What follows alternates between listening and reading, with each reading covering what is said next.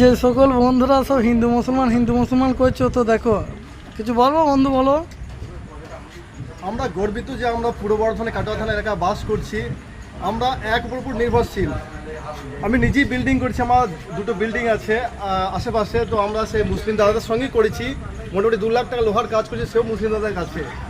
আমরা শপিং করছি, আমরা মুসলিম দোকানে যাচ্ছি, মুসলিম ভাইরা হিন্দু দোকানেও আসছে। তো আমরা সত্যি গর্বিত যে আমরা এলাকায় বাস করছি, এখানে কোনোদিন দাঙ্গাবাজি হয়নি। কোথায় কি ঘটছে না ঘটছে সেগুলো দেখার দরকার নেই। যারা ঘটাচ্ছে তারা আমাদের ভারতবর্ষের নাগরিক নয়, তারা বাংলাদেশি লোক, তারা এই জিনিসগুলো এই কাণ্ডগুলো ঘটাচ্ছে। তো এই শান্তিটা আমরা সারা জীবন এখানে দেখতে চাই। আমরা কিছুদিনের জন্য এই জগতে এসেছি যে লড়াই দাঙ্গা করে আমরা 15 বছর জেলে থাকবো, 15 বছর বাড়ি এখানে আসবো, তো জীবনটা এইভাবে নষ্ট করতে চাই না। তো এই শান্তি জিনিসটা আমরা এখানে বজায় রাখতে চাই। আমরা সবই ভাই ভাই।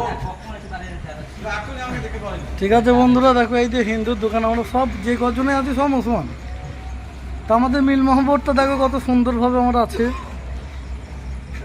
এই দেখো আমাদের সব দাদু ভাই সব বসে আছে।